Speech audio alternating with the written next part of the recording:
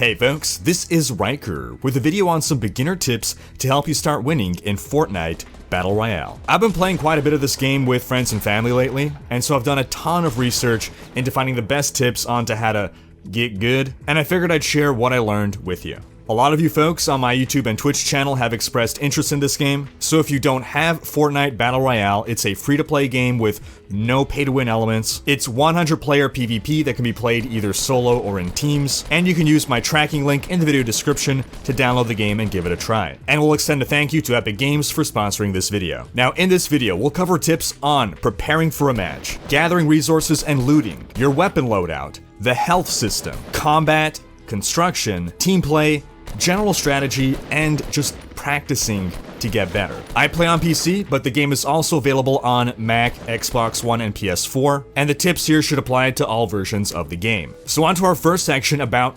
preparation. When you first load into a game, you're in the sort of pre-game phase. You could just mess around and emote, but it's a good idea to use this time to lay out a basic plan. You can bring up the map and you can see the path the bus will take. And it's a good idea if you're with a team to coordinate and decide where do you guys want to land. Or if you're playing solo still, make a decision on where you want to land. In general, the areas closest to the bus's path will be the most crowded, so you may want to avoid those. And one area called Tilted Towers is generally just a huge cluster truck of mayhem that tends to end in very short but action-filled games. If you're looking for a win, it's generally an area to probably avoid unless you're really good. Alright, on to our next section about gathering resources and looting. When you're going to be going around with your pickaxe, mining, harvesting materials, you're going to notice little circles appear. You want to aim for those targets. If you strike them, that's basically like a critical hit. Now, while you could just run around swinging your pickaxe at everything to get whatever resources you get, there are most efficient sources of each resource. For wood, that'll be trees and the wooden pallets that you sometimes find. Trees are pretty obvious, but not everyone realizes that those wooden pallets are just as good as trees. For brick, your best source will be those rock formations you'll find outside in the wild. And for metal, your best sources are trucks and cars, but beware, they set off alarms. They could be very loud to mine. Now, one question beginner players often wonder is, how much is enough resource? How much resource should I have on me? And a good rule of thumb is to be prepared, it's good to have at least 200 wood and 200 of some other material on you, be it brick or metal. The brick and metal is more important for the late game, but wood is always important to have. We'll cover why that is in a little bit. Now, one thing to be mindful about when you're mining is that other players could notice your mining attempts. For instance, if you're mining a big old tree, once that tree is done, it disappears. Some player in the distance might spot a tree disappearing and then you've just given away your position. So if you're concerned about that happening, then it's a good idea to not fully mine that giant tree. Take a few swings at it, but leave it with some health so that you don't give that telltale sign of, hey guys, come get me. Now, a tip on going around looting. If you see a house with an open door, that means someone has been inside. And odds are they've already taken the good loot. If you have the option, if there is another house nearby with a closed door, probably better to go there and get the good loot. Now, there's a trick you can do here, and that's to close doors when you're done looting houses. This could trick enemies. This could make them waste their time to go loot a house that you've already looted. And in fact, you can also lay ambushes this way. That also means you have to be wary of that. If you enter a house that had a closed door, but then you notice the inside doors are open, that also means that someone has been inside. And in fact, they may still be inside, so be extra careful. Another general looting tip is to loot ammo boxes. They tend to be small, they're sometimes out of the way, they're not as obvious. So a lot of people, even though they loot a house, they'll leave some free ammo boxes around. And one integral part of looting, it's not just that you want to take the items for yourself. It's also about depriving your opponents of ammo, of guns, of resources. So maybe you don't need that ammo, but you also don't need to leave it for your opponent. Maybe you don't need that extra health pack. You're at 95 out of 100 health, but Do you want to leave it there for your opponent? Just waste it. Now, a note for new players on finding shield potions. Sometimes new players will hoard the shield potion thinking they have to use it at the right time.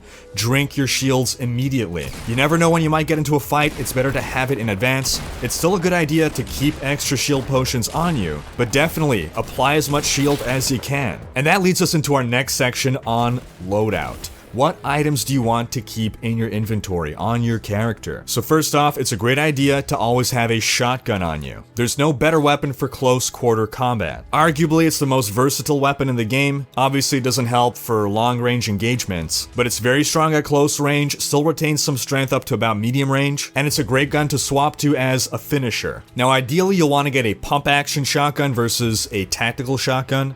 That is, unless you can get the highest level of tactical shotgun. And that's because even a regular quality pump shotgun deals 90 points of damage on a direct hit. That's generally enough damage to finish off anyone who's wounded. Next weapon you'll want is something for mid-range. An assault rifle tends to be really good here. And the fully automatic assault rifles seem to be better than the burst assault rifles. The full autos do more damage per bullet. And with discipline, you can control your rate of fire and basically make it burst yourself. Next, you'll want a sniper rifle for long-range engagements, preferably one with a scope. And ideally a bolt-action sniper rifle, because these do over 100 points of damage in one hit. That's enough to kill someone in one shot if they're at full health with no shields. Then, a little trickier to acquire, but for endgame, it's really good to have a rocket launcher or grenade launcher. At the endgame, you tend to see a lot of construction in brick, in metal. These heavy-hitting splash weapons is what you'll need to burst through those defenses. Then lastly, you'll also want to keep on you at all times some form of healing or shields. Small shields are a great option because they offer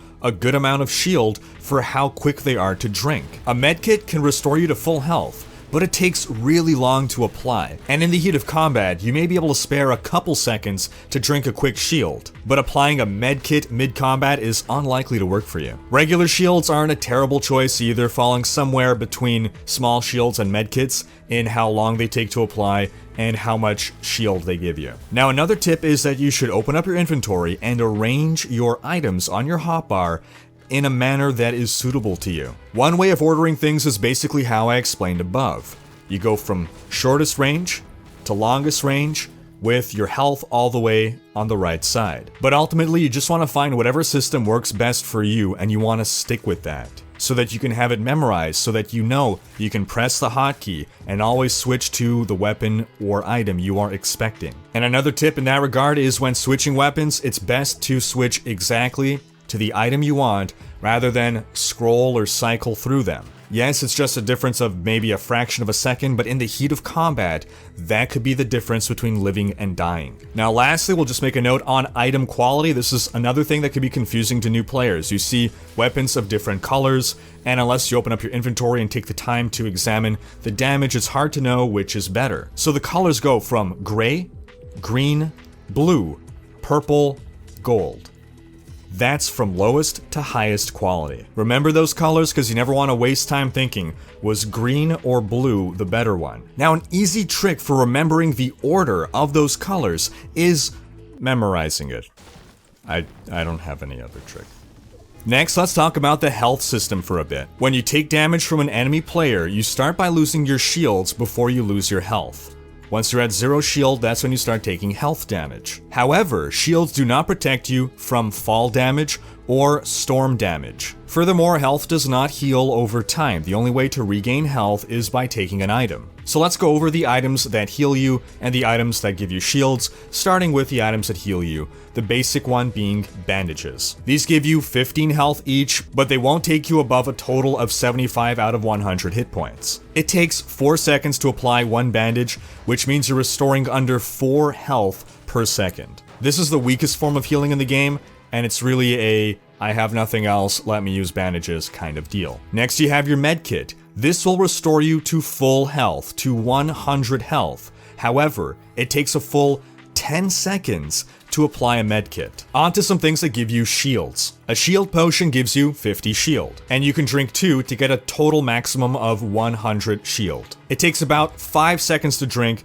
so it's about 10 shield per second. Small shields give you 25 shield and can only bring you up to a maximum of 50 out of 100 shield. These potions drop in stacks of 3, and you can hold in one item slot a total of 10 small shields. Every small shield takes 2 seconds to drink, so it's about 12.5 shield per second. And by about, I mean exactly, because math. Then we got a couple of weird things. We got our slurp juice. That grants you health and shield over time. You gain 1 point of health and 1 shield every second for 25 seconds. And these can take you up to 100 health and up to 100 shield. It takes 2 seconds to drink one of these, but then 25 seconds to gain the full effect, the full 25 health and 25 shield. Then lastly, you have your rare Chug Jug, which grants you full health and full shields. It brings you up to 100, 100, but it takes a full 15 seconds to drink. Now, when taking any of these consumables, it's always best to do so when you are safe, when you are behind cover, and for the longer ones, when there are no enemies nearby. Because if you're under active fire, your cover will only last so long, and if you're chugging something that's 15 seconds, you're not going to live through it. So some of these items are better served for out of combat use. You've just killed an enemy, there's no other enemies nearby, you can take cover and chug. Just remember how vulnerable you are when you are taking one of these extended period recovery options, and always be safe, always build some cover around you first. You never know when an enemy may come by to surprise you. And that leads us to our combat tips. If you got a shotgun out and you're engaged in close quarter combat, jumping around is a good idea. You make yourself a more difficult target to hit, and by jumping, you're giving yourself a height advantage, making you a little more likely to land a headshot with your shotgun. That said, if you're using other guns, when you're dealing with medium to longer ranges, you're going to notice that if you're moving around, your guns are going to have a wide spread. If you crouch and don't move, that'll give you the best aim possible. And if you're behind cover, and at this range you should always be behind cover, you can afford to do that. If you're caught out in the open, you don't want to be just sitting there like a duck. You do want to be trying to dodge. But again, you should always have cover, even if you have to build that cover yourself. That brings us to another tip that is so important, we'll repeat it a few times here. You want the high ground. Xiax's gameplay is a huge part of Fortnite, and high ground gives you an advantage in so many ways. But at least for combat, having the high ground gives you a downward angle on your enemy, making it easier to land a headshot on your enemy, and it makes it more difficult for the enemy to land clean shots on you. To that end, in general, you should be trying to go for headshots. They deal a lot of damage. Now, a tip on automatic weapons, we kind of covered this briefly, but if you're gonna have a full auto weapon, you don't want to go full auto with it. The recoil's gonna kill you. You're gonna want to tap fire. Controlled shots. You can shoot fast, but just don't hold down the full auto. You'll be more effective that way. Then our last combat tip here will be set your mouse or controller sensitivity to what works best for you. Everyone has their own preference here. Some people are low sensitivity gamers, some are high sensitivity gamers. I myself am a low sense gamer, and what low sense means is basically, for me to aim from one corner of the screen to the other, I have to move my mouse a lot further than someone who's a high sensitivity gamer. The downside of this is obviously you're moving your arm a lot more, but the upside is that if you have a little bit of a shakier hand or you're not quite as accurate, that makes things a little easier. Alright, on to some building tips. Building is an integral part of Fortnite Battle Royale, and it's what separates it from the other Battle Royale games. You're gonna use building to get to places you couldn't otherwise reach. You're gonna use building to make yourself cover. Being able to build cover mid-fight can be the difference between winning and losing. For anything other than close-range fights inside a house, building needs to become a part of your regular combat routine. If you are building and your enemy is not, you have an advantage over him because you're controlling the battlefield. Use that control to build yourself cover, to build yourself ramps, to get that height advantage on your enemy. Now, brick and metal are stronger materials than wood, but wooden structures build faster. So for panic building situations, always work with wood.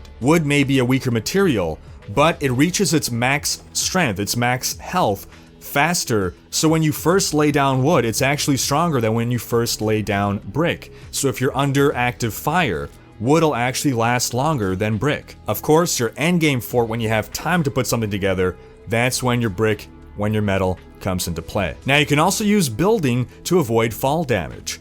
Z-axis again is a big part of Fortnite, and sometimes you need to get down from a tall building or from a tall mountain. As long as you're hugging a wall, you can build yourself a platform to land on. So you can let yourself fall a bit, build a platform, land on it before you take damage. You can afford to fall 3 levels of wall before you take fall damage. So when you're building a fort, it's a good idea to build 3 high to give yourself a nice advantage, especially if you have a good ranged weapon. This way, if you need to make an emergency jump out, or if someone rockets your little fort, at 3 levels, you're not going to take fall damage. Alright, onto some tips for team play. Share with your teammates. While you may want all those guns for yourself, what's more useful? 1 person with 4 guns, or 4 people each with 1 gun. You can also share ammo, and to share, you bring up your inventory, and then you can either drag and drop or mouse over and press X. On PC, I'm sorry, I don't know what it is on console, but just learn how to share and then use that to share with your squad mates. If you're out there and you see a downed squad mate that needs healing, lay up some walls to protect him from further fire, from getting outright killed. And, you know, ideally go over and heal them while you're both safe. Now, in general, it's also better to work as a group than to split up and all do your own thing. If you can have a numerical advantage on an enemy, you can often win the fight. You can also divide the labor. While one person is shooting, one person is building up cover, one person is healing a downed teammate. If you guys are hunting someone who's building up cover, you can flank him to outmaneuver him. You can have a teammate keep watch while you're healing yourself. While you're just out roaming, having more teammates means having more eyes to spot incoming threats. And to that end, if you're using voice chat, communication can be really important. Learning to give good callouts is a true skill, and it's a skill that your teammates will appreciate. Shouting, "Watch out!" is relatively helpful, but saying, "2 enemies, northeast, take cover," is much more helpful. And if you're looking for squad mates to play this game with, if you're not aware, we have a Discord server, discord.gg/Rhykker. There's lots of friendly people there, people playing Diablo, people playing Overwatch, and I encourage you to check out our Fortnite text channel and voice channel to coordinate, get a group together, get some fun in. And again, if you want to give Fortnite a try, you can download the game for free using the referral link in the description below. Alright, on to strategy. Now we're getting into a little heavier stuff here. But one thing to learn is to learn when to engage, when to pick a fight. If you see a fight between 2 other parties going on, should you just rush in there and make it a 3-way fight? Or is it better to wait for that fight to resolve itself, wait for one party to be eliminated, and then you go in and you eliminate the weakened winner? Another strategic thing is to use the game's noise system to your advantage. Listen for enemies and be aware that they can also listen for you. Listen to the sound of doors opening, listen for footsteps. If you crouch and move, that's as silent as you can get. Use it to sneak up on enemies. Circling back to that tip about leaving doors open and closed, I've found something that really works for me, and I am anything but the best player at this game. But one thing that I've found can give me consistent kills is if I'm in a building, I'm on a higher level, I'm looting around, and I hear someone enter from below. I'll be in a room, if I have a shotgun, ideally. I'm gonna close the door to my room, and I'm gonna listen for the guy coming up. Because my door is closed, he'll be inclined to think that this room has not been looted, so he's gonna open the door, expecting to be able to loot this room, and I'm hiding right beside the door, preferably in a corner of the room where he's not going to look right away. And as soon as he comes through, bam, shotgun in the back, he spins around, second shotgun, takes him out. I've lost track of how many people I've killed this way. Now on the topic of killing someone, if you kill someone at range, out in the open, you're going to see that loot explosion. Instead of just rushing over there and grabbing the loot right away, you might want to pause a moment. If you've been in a fight, gunshots will alert other people. There may be other people coming in, watching. They might be waiting to clean up the winner. So as you're heading on over to grab the loot, you might get shot. Instead, take a moment and use that loot as bait. Maybe someone else will come after realizing no one's coming to get the loot, and then you can kill another person. Once you've determined that the coast is clear, when you do want to go get that loot, still be cautious, throw up walls around you as you're looting so you don't make yourself an easy target. Now we'll stress again, height is very important in this game, having the high ground advantage. Not only is it easier to get headshots, but consider the circumstance where you're up on a mountain and your enemy is down in a valley. Who has the advantage? You can see all of them. They could only see as much of your body as you let them see, because you can just back away, and the more you back away, the more you disappear behind the curvature of your cover. When you're approaching end game, when you've got that circle closing in, you want to have yourself a good ranged weapon, and you want to be high up somewhere, and you want to build yourself some height as well. And in that end game, you can have a view of almost the entire circle, so you can see wherever your opponents are going to be. And yes, they might be able to see you as well because you got your big structure, but you're in cover. They're gonna have to waste ammo shooting down your brick walls. Now, for the same reason that you want to have the high ground, you want to avoid having the low ground. If you ever find yourself forced to run through a valley, always be wary of high places where a sniper might be roosting. Don't make yourself an easy target. Try to move from cover to cover, be it trees, structures, or even hiding in bushes. And the height advantage also applies to looting houses. If you build a ramp up to a roof and start looting from top down, first off, you're more likely to be the first to get to the chests you often find in attics. But second, you're most likely to catch someone by surprise. If they've entered from the bottom, they're not expecting someone to be already up inside. Plus, if you engage on the staircase, you'll have the height advantage. And now our final tip section here will be about practice. If you want to get better at this game, you need to practice. And one important thing to practice is practicing how to kill enemies. I've made top 10 plenty of times just by being good at hiding. But what happens when you're just good at hiding? What happens when you're just good at sneaking around and surviving?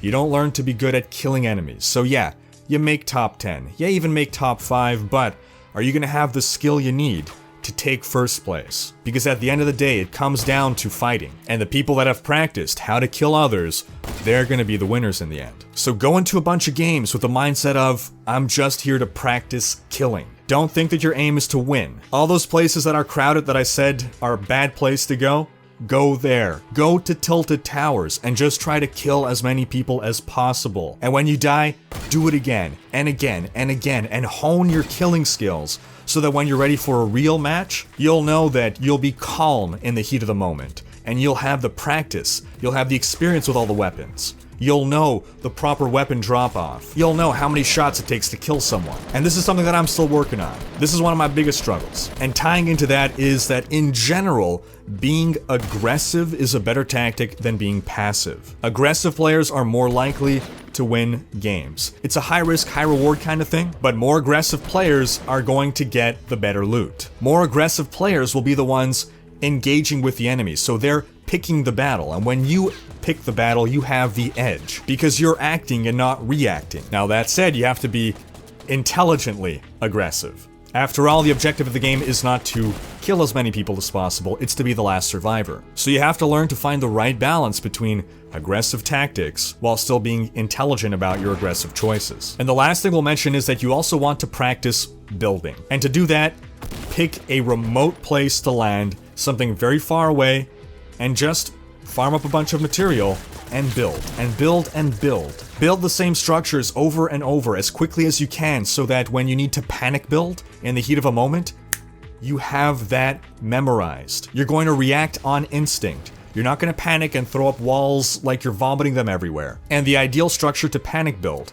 is 4 walls directly around you and then a ramp. This closes you in from all sides, because when you're getting shot at, you don't always know where it's coming from, and you don't have time to look around. Your enemy knows where you are already, and you don't know where he is.